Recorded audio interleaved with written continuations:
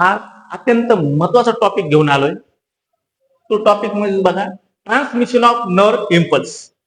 Neurons मधून nerve impulse म्हणजेच electrical signals कशा प्रकारे ट्रान्सफर होतात किंवा हे नर्व इम्पल्स ट्रान्सफर होत असताना न्यूरॉन मध्ये किंवा नर्व फायबर म्हणतो आपण, नर्व सेल म्हणतो, त्याच्यामध्ये चेंजेस जे होतात ते चेंजेस कोणते असतात ते बघायचे. तर सुरुवातीला आपण न्यूरॉन जे आहे ते रेस्टिंग स्टेटला आहेत. रेस्टिंग स्टेटला आहेत म्हणजे काय, रेस्ट करायला. आता ह्या न्यूरॉनवर कोणताच इलेक्ट्रिकल इम्पल्स नाही किंवा याला कोणता स्टिम्युलस भेटलेला नाही, त्यावेळेस असणारी स्टेट म्हणजे रेस्टिंग स्टेट. आता हे जे पार्ट घेतलाय, हे पार्ट म्हणजे आपण असं कन्सिडर करा की न्यूरॉनचं जे ऍक्झॉन आहे, ऍक्झॉन मधला एक पार्ट आपण इथं घेतलेला आहे असं कन्सिडर करा. आता ह्या पार्ट मध्ये बघा, ही टाईप ऑफ सेलच आहे. न्यूरॉन म्हणजे काय, टाईप ऑफ सेल. सेलच्या मधात जे फ्लुइड आहे, ह्या फ्लुइडला म्हणतो आपण इंट्रा सेल्युलर फ्लुइड, आणि बाहेरच्या बाजूला जे फ्लुइड आहे त्याला आपण काय म्हणणार, एक्स्ट्रा सेल्युलर फ्लुइड. ते आपण ECF आणि हे ICF असं दर्शवलेलं आहे.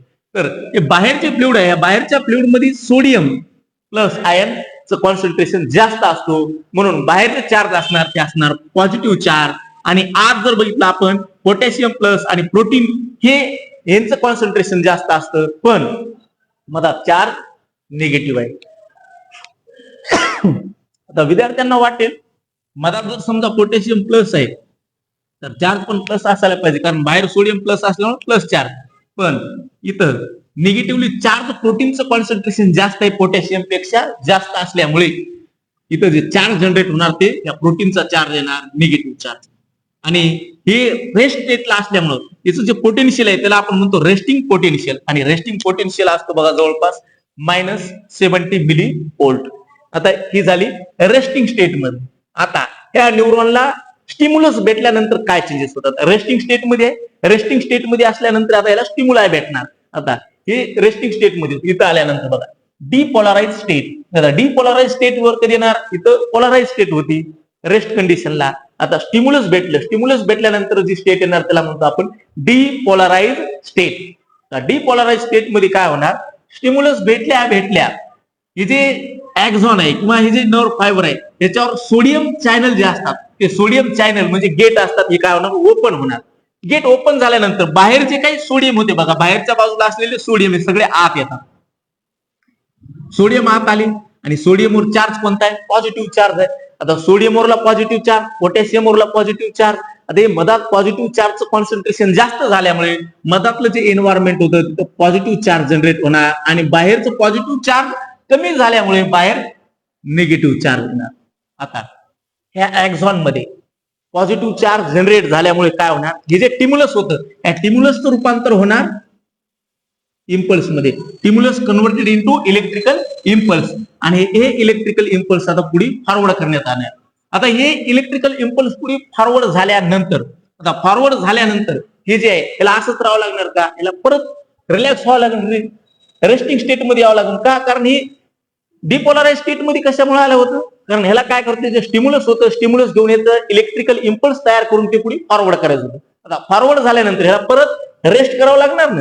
आता रेस्टिंग स्टेट मध्ये येण्यासाठी याला काय करावं लागणार, पुन्हा रिपोलराइज व्हावं लागणार, म्हणजे रिपोलराइज स्टेट येणार. आता इथं काय झालं की ऍक्शन झाली. कोणती ऍक्शन झाली, की स्टिम्युलस घेतले, स्टिम्युलस घेतल्यानंतर स्टिम्युलसचं कन्व्हर्जन झालं इम्पल्स मध्ये, आणि इम्पल्स पुढे फॉरवर्ड करण्यात आली. ऍक्शन झाल्यामुळे हे जे पोटेन्शियल आहे याला आपण ऍक्शन पोटेन्शियल पण म्हणतो. तिथं रेस्टिंग पोटेन्शियल होतं, इथं ऍक्शन पोटेन्शियल. आणि ऍक्शन पोटेन्शियल असतं जवळपास 30 मिली व्होल्ट पासून 60 किंवा आपण 70 पर्यंत पण म्हणू शकतो. हे मिली व्होल्ट मध्ये असणार ऍक्शन पोटेन्शियल. आता रेस्टिंग स्टेट मध्ये जायचं म्हणजे परत काय व्हायचं आपल्याला, रिपोलराइज. परत ह्या पोलराइज स्टेट मध्ये यायचं. परत येणे म्हणजे आपण काय म्हणतो, रिपोलराइज स्टेट.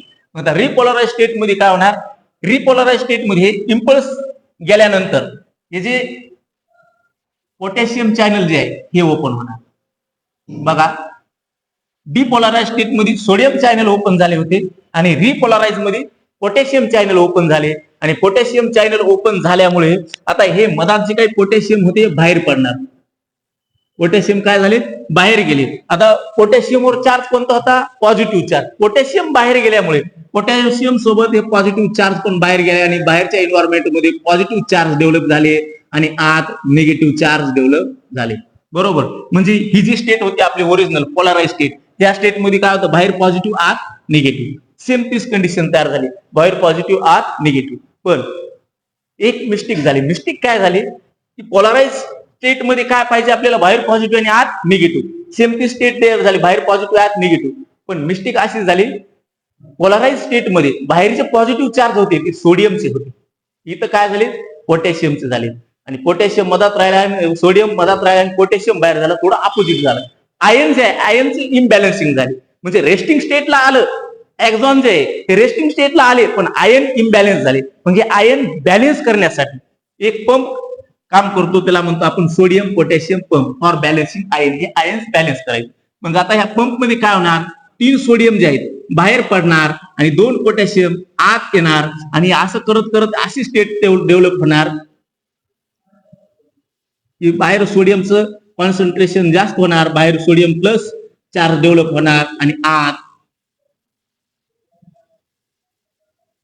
पोटॅशियम प्लस आणि प्रोटीन हे दोघं मिळून इथं मायनस चार्ज डेव्हलप होणार. म्हणजे ही स्टेट मेंटेन होणार, पोलराइज स्टेट. पण त्यासाठी ह्या गोष्टी व्हाव्या लागतात, म्हणजे हे सोडियम पोटॅशियम पंप परफॉर्म करावं लागतं. मग सोडियम पोटॅशियम पंप मध्ये काय व्हायले, 3 सोडियम बाहेर जायलेत, 2 पोटॅशियम आत यायलेत, आणि हे एक सायकल होण्यासाठी म्हणजे 3 सोडियम बाहेर जाणे आणि 1 पोटॅशियम 2 पोटॅशियम आत येणे, यासाठी 1 एटीपी यूज होतो. 1 एटीपी यूज होतो. म्हणजे कसं लक्षात ठेवायचं, यासाठी एक शॉर्ट ट्रिक आहे बघा. नोकिया म्हणजे जुना मोबाईल होता बघा नोकिया, त्याच्यानुसार लक्षात ठेवायचं. काय व्हायले नोकिया म्हणजे 3 सोडियम, ओ म्हणजे आउट म्हणजे बाहेर पडायले, 3 सोडियम बाहेर पडले. नंतर के म्हणजे पोटॅशियम, 2 पोटॅशियम इन, आय म्हणजे इन आत आले, आणि 1 एटीपी यूज झाला, ए फॉर 1 एटीपी यूज झाला. हे अशा प्रकारे तुम्हाला लक्षात ठेवायचे ट्रान्समिशन ऑफ नर्व इम्पल्स. आता हे झालं रिप्रेझेंटेशन. आता याची थेअरी काय लिहायची, तर आता हे एकदा तुम्ही ड्रॉ करून घ्या, त्याच्यानंतर आपण थेअरी लिहू. आता ही नर्व इम्पल्स जे आहे त्याच्या ट्रान्समिशनची जी थेअरी आहे, आता ही थेअरी ते जे आपण रिप्रेझेंटेशन दाखवलं होतं त्याच्या खाली थेअरी लिहून घ्यायची. तर सुरुवातीला असणार बघा रेस्टिंग स्टेट. रेस्टिंग स्टेट मध्ये काय न्यूरॉन्स आहेत, हायली एक्साइटेबल सेल आहेत, सराउंडेड बाय म्हणजे त्याच्या सराउंडिंगला एक्स्ट्रा सेल्युलर फ्लुइड असतो म्हणजे ईसीएम. नंतर बघितलं तर आपण in the absence of impulse neuron is in polarise state. ज्यावेळेस इम्पल्स म्हणजे स्टिम्युलस नसतो त्यावेळेस रेस्टिंग स्टेट मध्ये असतात, तेच सांगितलेलं पोलराइज स्टेट मध्ये असतो. In this state interior axon electronegative म्हणजे इंटेरियर ह्या स्टेट मध्ये असताना जे समजा इनर साइड जे असते ती काय असणार, म्हणजे इनर साइडला असणार इलेक्ट्रो निगेटिव्ह चार्ज, आणि आउटर साइड म्हणजे ईसीएफ मध्ये असणार इलेक्ट्रो पॉझिटिव्ह चार्ज. आता external fluid has large number म्हणजे ईसीएफ मध्ये लार्ज नंबर ऑफ मध्ये काय sodium plus ions, while internal fluid म्हणजे इनसाइड म्हणजे आपण म्हणतो इनसाइड म्हणजे ईसीएफ मध्ये एक्सेस ऑफ पोटॅशियम आयन आणि लार्ज नंबर ऑफ मध्ये असतात निगेटिव्हली चार्ज प्रोटीन्स.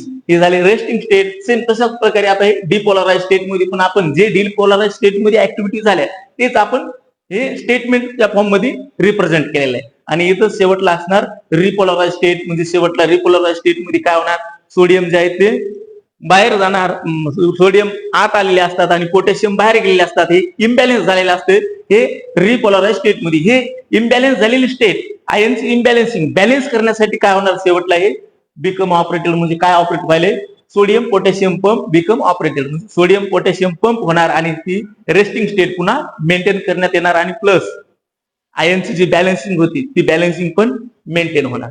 ही झाली ती थेअरी.